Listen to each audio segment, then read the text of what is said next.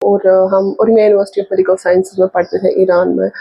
تو ہم 4 دن سے ٹریول کر رہے اور ہمیں انڈین گورنمنٹ انڈین ایمبیسی نے ایواکویٹ کیا ہے. ہم لوگوں نے ارمینیا میں ایک اسٹے کیا 1 دن کا اور پھر ہمیں ایز قطر کے تھرو لایا گیا یہاں پہ. And we are really thankful to Indian government and Indian embassy. They took care of us like ایک بہت اچھی طریقے سے انہوں نے ہمیں وہاں پہ ٹریٹ کیا اور انہوں نے ہماری بہت خاطرداری کی وہاں پہ. And we just reach here finally safely. And جو ایران کی حالت ہے وہ تو بہت خراب ہے. جس سائڈ سے ہم رہتے تھے ہم تو بارڈر ایریا سے رہتے تھے. بے شک وہاں سے اتنی اٹیکس نہیں ہوئے, آرمی بیس پہ 1-2 اٹیکس ہوئے اور ہم دیکھ پاتے تھے کہ میزائل فائٹر جیٹس وغیرہ ہمارے لائک آسمان میں وہاں پہ ہم دیکھ پاتے تھے یہ ساری چیزیں. لیکن سچویشن تھی جو تھی وہ بہت ٹینس تھی. لیکن and once again we are really thankful to Indian government and Indian embassy.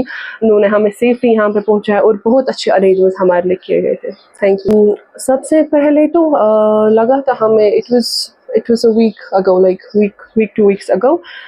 Tehran میں حملہ کیا گیا تھا رات میں. ہم سارے سو رہے تھے تو لیکن میں جاگی تھی, رات کے 3 بجے تھے تو مجھے میسج آیا کہ تہران میں حملہ ہوا ہے. سو میں اپنے جو میرے روم میٹس فرینڈس ہیں میں نے ان سب کو جگایا. میں نے ان سے کہا کہ لائک ایسے اٹیک ہوا ہے. تو لائک تب سے ہی ٹینشن کا ماحول تھا. لیکن اس سے پہلے یہ حملہ ہو چکا تھا ایک بار تو ہم نے سچویشن آلریڈی فیس کی تھی. سو وی جسٹ سیڈ کہ یہ ہو گیا ایک بار تو پینک ہونے کا کوئی ایشو نہیں ہے, ہم دیکھ لیں گے انشاءاللہ ٹھیک ہو جائے گا. لیکن جب دوسرے دن پھر یہاں سے بھی حملہ ہو گیا, ہم نے میزائل دیکھی آسمان میں چل رہے اور انڈین ایمبیسی نے ہمیں ایشو آرڈر کیا تھا اور یونیورسٹی نے بھی کہ ہم سیف سائٹ پر رہے اور ایک بیگ پیک چھوٹا سا ایز اے ایمرجنسی لائک ہم لوگ پیک کر کے رکھے. بس یہی سب. تب سے سچویشن ایسی ٹینس رہی ہے وہاں پہ. میرا نام توحید الاسلام, میں اننت ناگ جموں اینڈ کشمیر سے ہوں. میں ایران میں MBBS کر رہا ہوں, last year final year student ہوں. اور جو ایران میں حالات ہے وہ آپ کو پتہ ہی ہے کہ وہاں جو جنگی حالات ہے اسرائیل اور ایران کے درمیان, تو وہاں دن بہ دن حالات خراب ہوتے جا رہے ہیں. اس لیے گورنمنٹ آف انڈیا نے یہی بہتر سمجھا کہ ہم اپنے بچوں کو اپنے کنٹری صحیح سلامت پہنچائے.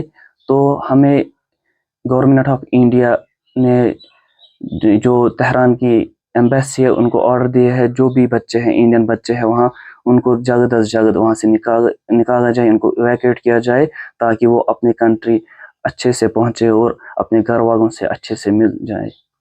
حمید یہ بتائیے کس طرح کے حالات جنگی حالات میں external ministry affairs and prime minister کی جانب سے کس طرح کا ہیلپ ملا آپ کو تاکہ آپ اپنے گھروں صحیح سلامت پہنچیں؟ گورنمنٹ آف انڈیا سے بہت زیادہ ہیلپ ملا. پہلے ہم ارمیا جو ہمارے سٹی ہے اس کا نام ارمیا ہے, وہاں سے ہمیں آرمینین بارڈر تک گیا ہے اور ہمیں انڈین ایمبیسی کے آفیسر ساتھ تھے. اور وہاں سے جب ہم نے کراس کیا ایران بارڈر یعنی ایران کراس کیا, ہم جب انٹر ہوئے آرمینیا میں تو وہاں بھی ہمیں انڈین آفیسرز انتظار کر رہے تھے. تو وہاں سے بھی وہ ساتھ تھے اور برابر یعنی کیپٹل آف آرمینیا تک وہ آئے ہمیں. ایون کہ اور دوسرے دن جب فلائٹ تھی وہاں سے ہمیں دوحہ سے پھر دہلی تھی. تو ہر ٹائم ہمیں انڈین آفیسرز ساتھ تھے. دہلی تک ہمیں کوئی پریشانی نہیں ہوئی. بہت ہی اچھے طریقے سے ہم آئے اور بہت اچھے خدمات کیے جو ہمارے گورنمنٹ آف انڈیا نے کیے تھے.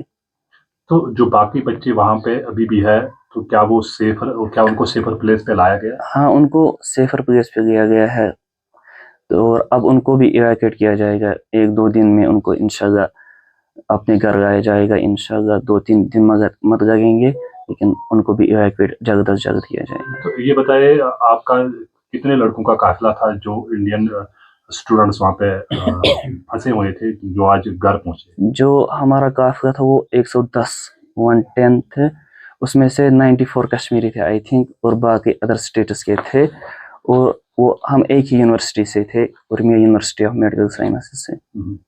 تو جب آپ گھر والوں سے ملے تو واقعی آپ کے گھر والے بھی بہت خوش ہوئے ہوں گے حالات کو؟ بالکل ہمارے گھر والے بہت خوش تھے, ہم بھی خوش تھے.